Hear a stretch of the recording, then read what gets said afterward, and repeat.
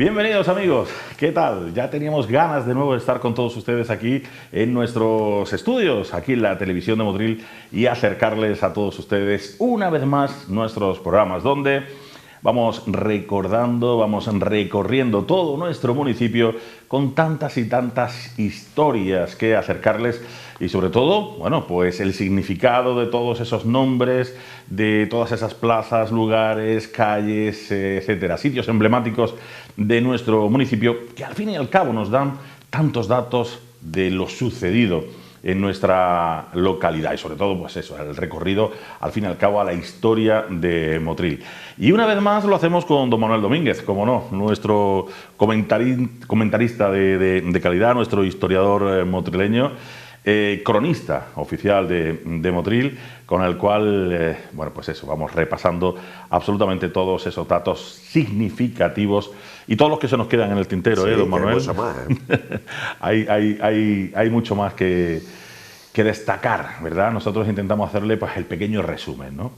Les recuerdo, antes de seguir para adelante, que tienen ustedes en nuestra televisión, en nuestra página web, telemotril.com, a nivel de YouTube, como se lleva hoy las redes sociales, casi, no sé, 180, 190 programas dedicados a la historia de Motril, y donde ustedes pueden ir repasando pues aquellas calles que a ustedes les guste, esa zona, para recordar algunas de esas historias, ¿no?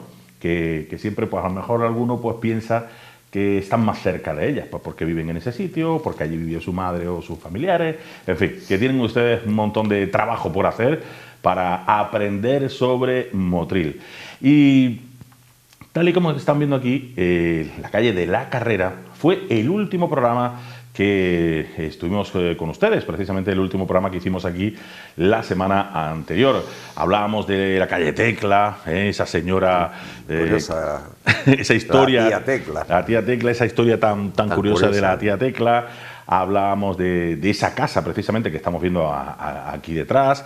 Hablamos de, bueno, de la Carrera en sí, ¿no? De toda la calle de la Carrera, que viene desde los Jardinillos, hace toda la curva y sale a Plaza Tranvía, ¿no? Hasta Plaza del Tranvía llegabas hasta, antiguamente, hasta el Puente del Salitre. Puente del Salitre, al cruce con la avenida, el inicio de la avenida Salobreña, ¿no? Actualmente, a la Camino de Guarcho.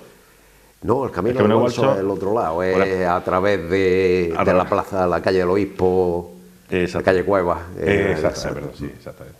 Bueno, pues la calle de la Carrera estuvimos viéndola y cómo no, inevitablemente, pues lo que iba sucediendo a ambos lados, los nombres que fueron sucediendo a la calle de la Carrera, porque al final pues va transformándose, y ese es nuestro trabajo en el día de hoy. Acercarnos a la plaza del Tranvía. Sin duda, don Manuel, una localización motrileña interesantísima para estudiar, porque fue eje central, sobre todo del movimiento cañero, sobre todo, ¿no? Bueno, la plaza del Tranvía, una de las plazas más antiguas de Motril.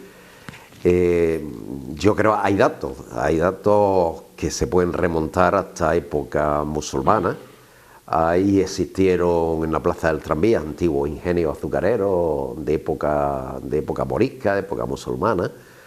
Y después, pues incluso en la zona de la plaza del Tranvía, calle Carrera, aproximadamente por ahí, hasta la propia reina de Granada, Isa Lahorra, pues tuvo hasta un ingenio, una aduana azucarera, que como se llamaban antiguamente esas fábricas de azúcar de los musulmanes, se llamaban aduanas, traducido al castellano aduana, en el sentido porque ellos molían la caña con rodillos de piedra, al estilo de cómo se muele la aceituna. La aceituna. Exactamente igual, es decir, molían hasta tal punto de que antes de moler la caña tenían que cortarla en canutos, ¿no? Tenían que cortarla para molerla, echarla al molino de piedra para molerla. Después las técnicas variaron y ya no hubo que cortar la caña de azúcar. Y precisamente en esa plaza es donde hay una concentración de ingenios importante.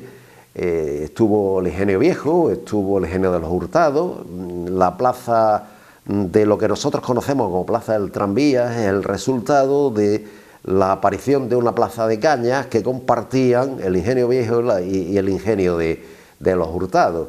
Uno estaría situado pues en la cara sur de la Plaza del Tranvía, dando hacia la Plaza del Salitre, la actual explanada, y el otro estaría en la parte de levante de la plaza.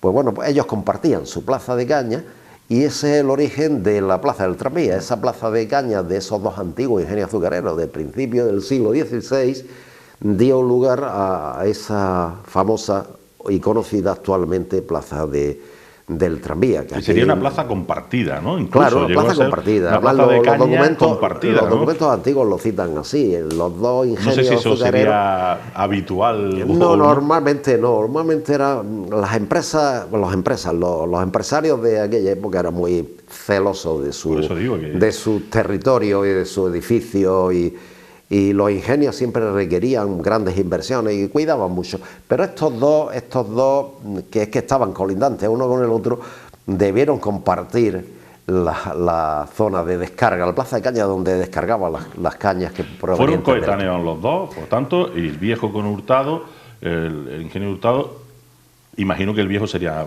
anterior, ¿no? El viejo, posiblemente el resultado, yo he investigado bastante sobre la historia del ingenio viejo, es el resultado posiblemente de otro ingenio azucarero de una aduana azucarera de época musulmana. Es posible que fuera la aduana azucarera del rey Salorra, o fuera del ingenio de los Madriles, alguno de ellos, de los Madriles, de los Abulucé y de algunos de los musulmanes que estaban ahí, y después debió ser adquirido por Teresa del Castillo y tal, y al final lo compra Alonso de Contreras, que es el que lo tiene prácticamente hasta que lo venden en el siglo XVII a Molina Cambero, es decir, lo venden a otras familias, ¿no? Es decir, que indudablemente... Sí, pero me imagino, yo imaginando, ¿no?, haciendo ese poder de imaginación, ¿no?, de cómo sería aquello. Claro, estamos hablando de un extrarradio de Motril, porque el amurallamiento iba por otro sitio, pero, digo, en época árabe, estamos hablando del Cerro de la Virgen, con su castillo, el Fadín del Sultán, famoso, sí. Y ahí la Plaza del Salitre, famosa, y luego pues, esa aduana también ahí. O sea, y allí la fábrica azucarera, y no es difícil, porque no tenemos los datos suficientes, todavía desconocemos cómo, es muy difícil concebir las ciudades desde nuestro punto de vista como eran antiguamente. Uno puede usar la imaginación y hacer a nivel de diseño a través de internet verdaderas virguerías, pero después la realidad seguramente otra, y además se lleva uno unas sorpresas tremendas, ¿no? Yo a mí me gustaría hacer un paréntesis precisamente en esto que me estás contando, porque es verdad que hoy en día utilizamos ya la inteligencia artificial, algo que precisamente en este programa no queremos tocar mucho, nada más que para 4 pinceladitas, para no desvirtuar realmente, ¿no? Porque la inteligencia artificial hace una recreación de imaginación, nunca claro. Es la realidad pura. Entonces a lo mejor la gente, pues bueno, se puede tener una, ¿no?, cuando intentamos recrear cómo era lo que estamos hablando en época árabe, hace 500, 600 años, cómo estaba Motril, evidentemente es poder de imaginación. Lo que estamos viendo a lo mejor no era realmente no era así. Real.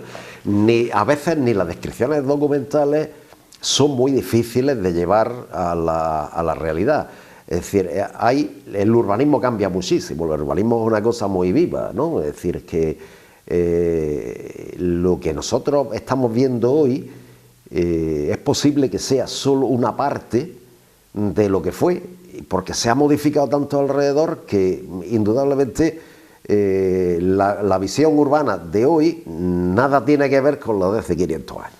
Es decir, que evidentemente ni son las mismas calles, ni los mismos trazados, ni hoy no hay calles donde en otra época hubo calles, o hoy hay calles donde en otra época no hubo calles.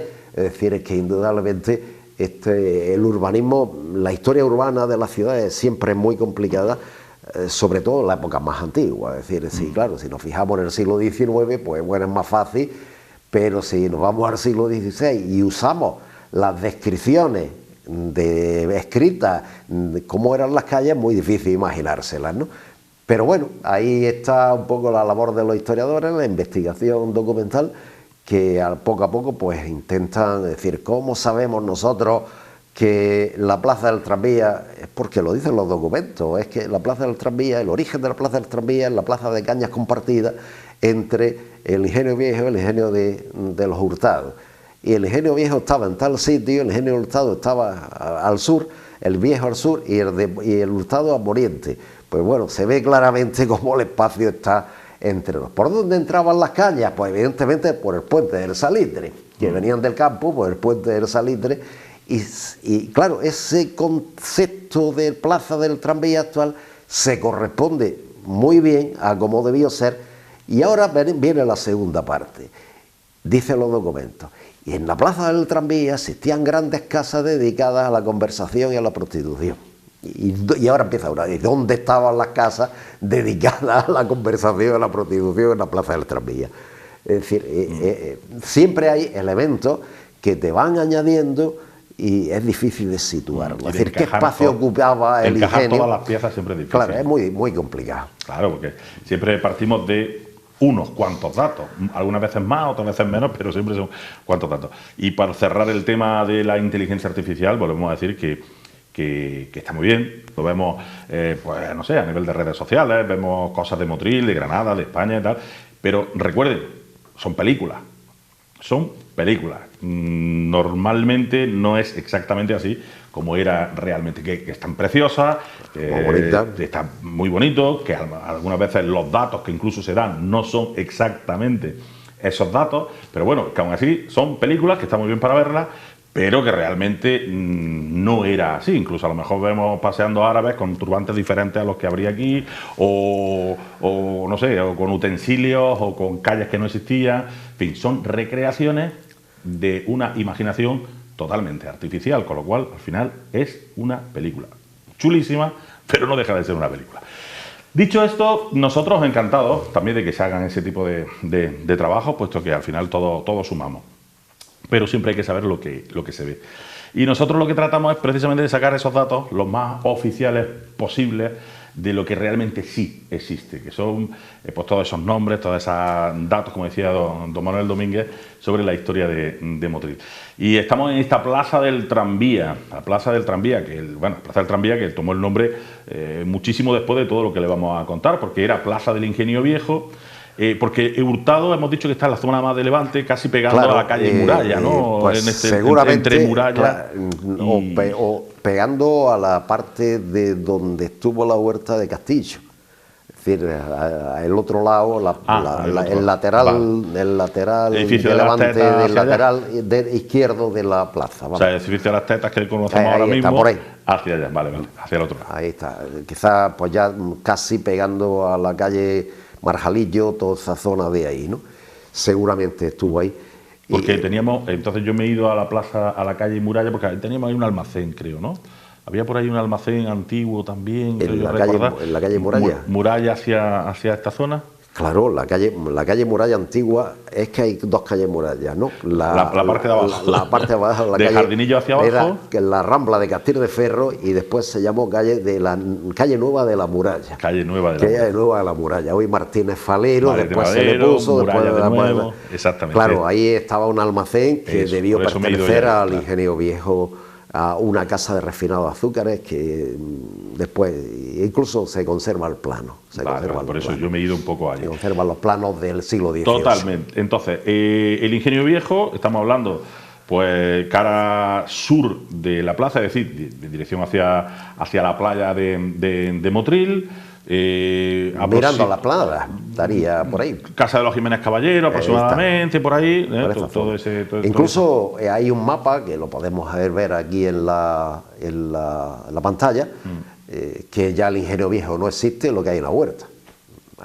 La parte del plano que está a la derecha, ahí lo que hay es una huerta. Ahí ya no existe el ingenio, ya en el siglo XVIII lo habían derribado, ese plano de finales del siglo XVIII ya lo habían derribado y lo que se puso, el solar que había ocupado el Ingenio Viejo se puso de zona de cultivo.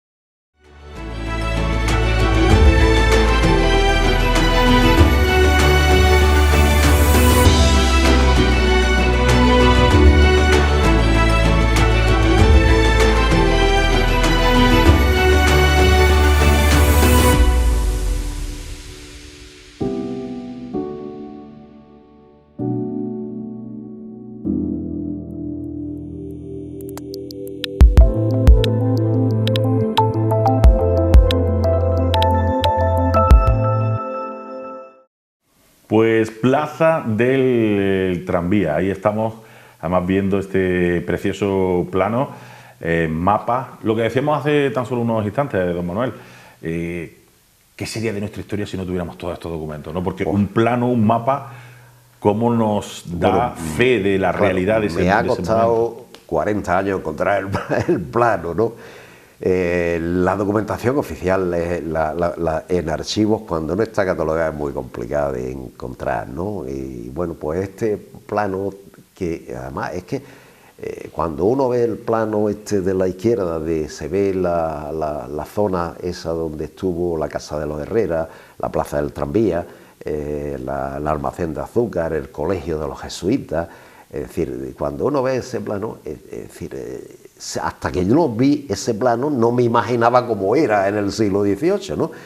Y efectivamente me costó casi, yo no sé cuántas visitas al Archivo Histórico Nacional para tropezarme con el plano ese hace 7, 8 años que lo encontré, para tropezarme con el plano de... Y supongo que habrá mucho más que nos podamos tropezar algún día, ¿no? Claro. Lo que pasa es que ya son demasiados años, para mí, en mi caso, ya muchos años dedicados a la investigación de historia de Motril, que a veces me hace más complicado en el sentido de viajar y buscar cosas, ¿no?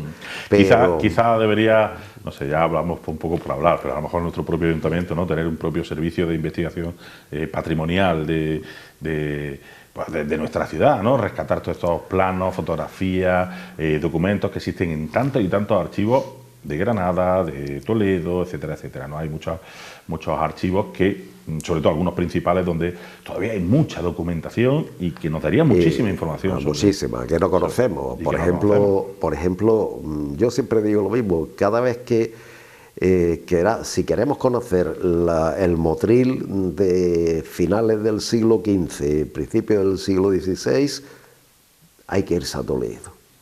Y hay que pasarse allí un mes, 2 meses, 3 meses, viendo papeles viejos, porque hay muchísimos, documentos de los musulmanes motrileños, de los judíos motrileños, de los cristianos que llegaron a Motril en esa época.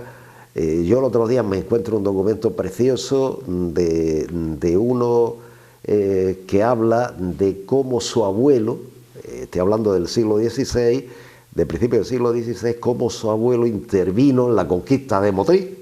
Y digo, qué cosa más curiosa que no conocía. El abuelo de este personaje fue uno de los caballeros que vinieron a conquistar, por parte de los reyes católicos, a conquistar Motril. Y él alegaba, unos 20 o 30 años después, el honor de que su abuelo había sido uno de los conquistadores de Motril, ¿no? Y mira, cosas que aparecen cuando menos te lo esperas. Y bueno, pues... ¿Con Díaz de Madrid? No. Sí, vino con Francisco Ramírez de Madrid, y era uno de los caballeros de la caballería cristiana que estuvo en la conquista. Claro, que quería ser capitán de caballería reivindicaba como honor en su familia que su abuelo estuvo en la conquista de Motril, ya era caballero de la caballería de los Reyes Católicos y estuvo en la conquista de Motril, que fue uno de los héroes que conquistaron Motril, ¿no? Pues él lo reivindicaba, ¿no? Para que los reyes después le dieran el título a él de capitán de caballería. El caso es que de esas cosas, y claro, son 4 renglones, pero que te cuentan una pequeña historia que no conocía, de un personaje que vino a Motril en 1492 o 1490 aproximadamente, y que tuvo mucha importancia, fue uno de los militares que estuvo por aquí guerreando contra los musulmanes motrileños. Cosas muy curiosas. Pero eso no se descubre si no se rasca un poquito, claro, si no se va allí, si va estudiando poquito a poco, todo con una paciencia. Por eso digo que a lo mejor es un llamamiento al vuelo, ¿no? Pero quizás es verdad que a lo mejor el propio ayuntamiento, ¿no? Pues tener un servicio de este tipo, no sé, con algunas personas encargadas, ¿no? De ir durante unos cuantos años, no tampoco hace falta estar toda la vida, pero durante unos cuantos años, pues ir escarbando, ¿no? Y ponerlo a servicio público. Y ponerlo a servicio público. ¿No? Es decir, el Ayuntamiento de Motril tiene un archivo importante que no sé si está digitalizado en parte o no está digitalizado y tal. Los inventarios deberían estar digitalizados y colgarlos, como hacen los archivos estatales para que todo el mundo pueda acceder desde internet. Pues no es nada privado ni nada de nadie, sino los documentos públicos son, y más estos que son históricos, deberían estar al servicio de los investigadores, al servicio de quien, no de los investigadores, quien quiera conocerlos, ¿no? Para eso debería estar. Un buen sistema sería que estuvieran colgados las actas del ayuntamiento desde el siglo XVI, una vez digitalizadas, estuvieran en la página del Ayuntamiento de Motril y se pudiera acceder desde el Ayuntamiento de Motril para que cualquier interesado, investigador, lo que sea, pudiera acceder a la acta o a los inventarios que hay del archivo del Ayuntamiento. ¿Para qué lo queremos guardado, no? Tenía que estar al servicio de todos. Guardado, entre comillas, escondido, porque si al final no se saca nunca para saber lo que ocurre, pues... Porque tener datos del siglo XVI para atrás sí que va mucho más complicado. Sí, en Motril es difícil, ¿no? Ya no hay en Motril nada, no hay datos en Motril. Tendrías que irte, pues, fundamentalmente a archivos nacionales, archivos de Simancas y los archivos de la nobleza en Toledo, porque... los Bornos, por ejemplo, compraron muchísimas propiedades a musulmanes y judíos motrileños y nos permiten, pues, tener datos. Los otros días encontré un documento de 1492 donde el cadí de Motril le vende a Francisco Ramírez en Madrid, le vende 2 casas y tierra. Es decir, y ya nos permite saber dónde estaba la casa del cadí de Motril, que te la describe un poco la casa. ¿Se la vende porque sí o un poco ya obligado ya? Porque ya un poco, estamos hablando del gran conquistador, y secretario de los Reyes Católicos, secretario de los Reyes Católicos, y bueno, alguna presión generaría. Me imagino, ¿no? Los conquistadores generarían bastante, alguna no, bastante presión. Y véndeme y baratico. Y de las escrituras de las ventas de tierras de los judíos expulsados de la judería de Motril a Francisco Ramírez de Madrid, que es el que lo compra casi todo, se conservan prácticamente todas. Es decir, y es 1492 y nos permite saber cómo se llamaban los judíos motrileños, dónde vivían, dónde tenían... tal. Lo que estamos hablando, cuánta información se puede sacar de una simple escritura. O de cualquier juicio. Sí, de cualquier juicio, de cualquier testamento, de cualquier... Hay un montón de datos que requieren un montón de investigación. Yo siempre digo lo mismo. En Motril, en verdad, que el tema se perdió casi todo el tema de escritura, porque se quemaron en la guerra, los protocolos notariales. Pero muchísimas de las escrituras que se hacen de Motril se hacen en Granada, en los escribanos, notarios de Granada. Esos sí se han conservado y están en Granada. Y debe haber una cantidad de datos en Motril tremenda también. Te iba a preguntar por ello, ya que estamos hablando precisamente del tema de documentación, ¿qué podemos encontrar, por ejemplo, en Granada, a nivel de Granada, Chancillería? ¿Qué podemos encontrar en Granada? ¿Qué podemos encontrar en Toledo, Simancas, etcétera, archivos nacionales? Es muy fácil, es muy fácil. Chancillería es pleitos. Pleitos. Es decir, los pleitos dan una información tremenda. Algunos de ellos son tan interesantes como el pleito de 1519, donde un motrileño, Vargas, se opone a que se amplíe la vega cañera para la zona Torrenueva. Es decir, desde la Rambla de los Álamos para allá, porque dice que esto va a ser una ruina para Motril, porque hay mucha caña, pero ¿de qué comemos? Es decir, que allí en la zona de Paterna, que es de la Rambla de los Álamos para Torrenueva, se cultivaba cereales. Y entonces, con la presión de la caña de azúcar, pues los cereales se quitaron y empezó a meterse caña de azúcar, el cultivo de caña de azúcar. Se amplió la acequia, desde que desembocaba en la Rambla de los Álamos para desembocar hasta Torrenueva, y este planteaba de qué comemos los motrileños. Y no se equivocaba, no se equivocaba, o sea que no pudo pelear con la fuerza que tenía el ayuntamiento en aquella época. Pero el hombre se planteó, porque uno de los graves problemas que tuvo Motril siempre es que era el abastecimiento, ¿no? Traerse el trigo, porque aquí no se cultivaba. Hay otro pleito curiosísimo en la Chancillería, que hay de todo. Podemos encontrar desde temas penales a temas administrativos, hay de todo. Por ejemplo, en la distribución territorial entre Salobreña y Motril.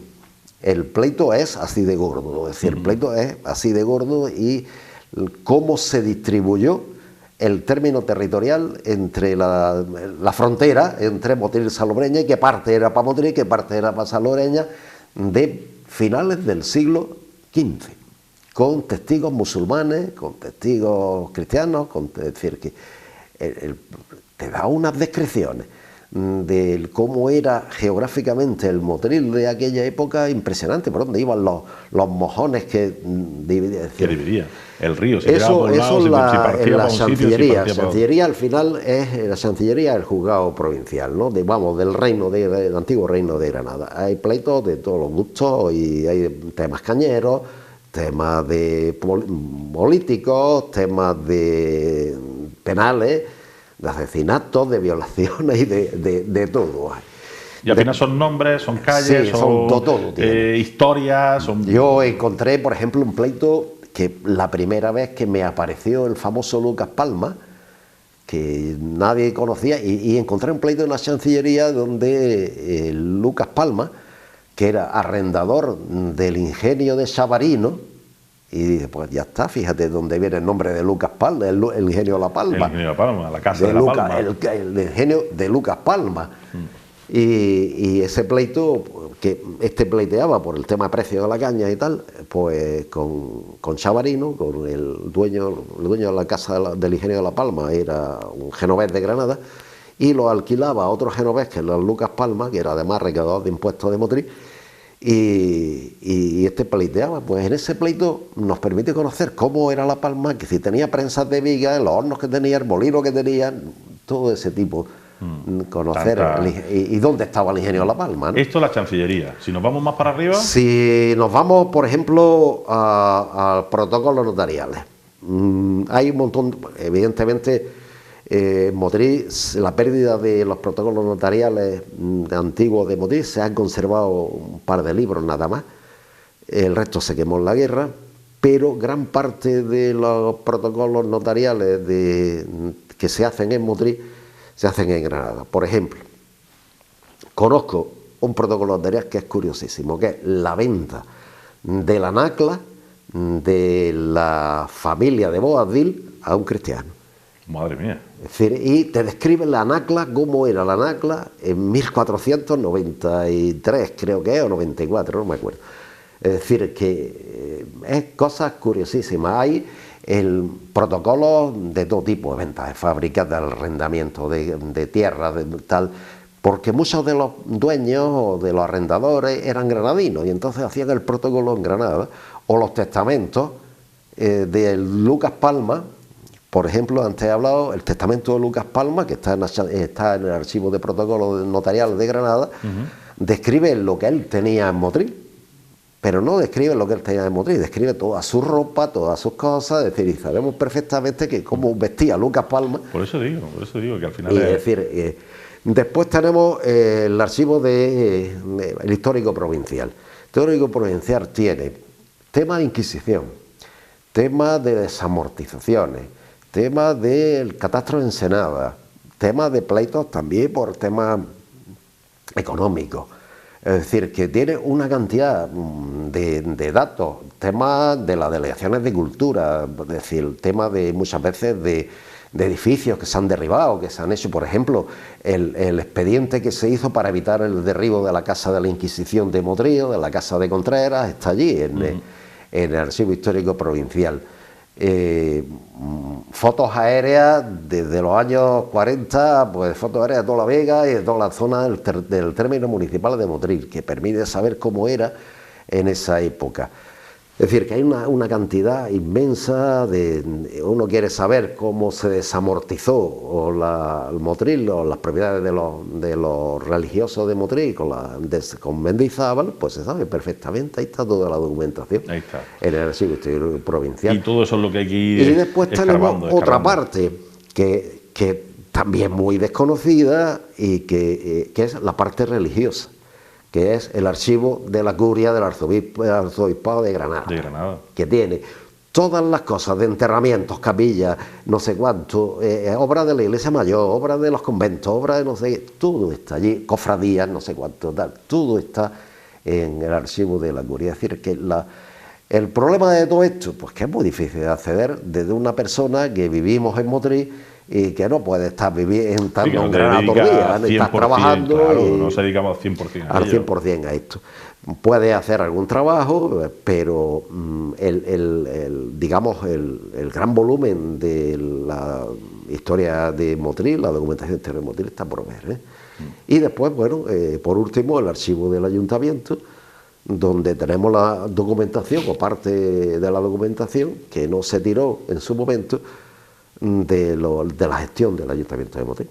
Claro, los propios datos, archivos de nuestro municipio, algunos de los que se hayan rescatado también de fuera. Más luego hemos dicho los nacionales, ¿no? Tenemos los archivos nacionales. Claro, y después la nobleza, que son los grandes propietarios, y Simancas, pues el tema de la guerra, que da cantidad de datos sobre las murallas de Motril, los ataques de los piratas y tal. Ese es el Simancas, toda la contabilidad de Motril hasta el siglo XVII, de lo que se llamaban los propios de Motril, del ayuntamiento. Nombramientos del siglo XV, los nombramientos, las conversiones de los judíos motrileños, de los musulmanes motrileños, las conversiones a cristianos, todo eso, los cargos del ayuntamiento, todo eso está en Simancas, el archivo de Simancas. Y el histórico nacional, pues de todo, pues del histórico nacional del siglo XVII al siglo XX, desamortizaciones, inquisición, supresión de conventos, cargos públicos, pleitos, hay una cantidad de documentos. Y después las familias, es decir, las grandes familias motrileñas, que los nobles que tuvieron muchísimas propiedades de Motril, como fueron Borno y Algarenejo y Donadio, al archivo de Toledo, al archivo de Tavera, que es donde se conserva la documentación de estas familias que se guardan, que además que guardaron siempre sus papeles y se conservan. Es decir, que indudablemente es un volumen de documentación enorme que bueno, no hemos hecho nada más que picotear, es decir, que desconocemos en el 90% de la historia de esta ciudad. Pues efectivamente, se habrán dado ustedes cuenta de que al final hemos tendido una pequeña trampa. Hemos empezado con la plaza del tranvía, pero hemos también querido hacer una parada, un alto en el camino para descubrir también desde este pequeño reducto histórico de Motril, que es nuestra alquería, cómo se escarban precisamente toda esa información, para que vean que siempre nosotros, a través de don Manuel Domínguez, pues lo que hacemos es siempre atenernos, ¿no?, a los datos auténticamente históricos y de camino de saber de dónde vienen todos esos documentos tan importantes y toda esa información que al fin y al cabo es la fehaciente de nuestro municipio. Le prometemos que la semana que viene sí estamos en la Plaza del Tranvía descubriendo todos esos nombres. Recuerden, el primer nombre que descubríamos era Plaza del Ingenio Viejo, pero aunque ustedes lo están viendo aquí detrás, vamos a ir descubriendo y hablando del porqué cada uno de esos nombres. La semana que viene aquí más, como siempre, en nuestra alquería. Don Manuel, hasta la semana que viene. Adiós. Hasta la semana que viene, sí. Adiós, señores.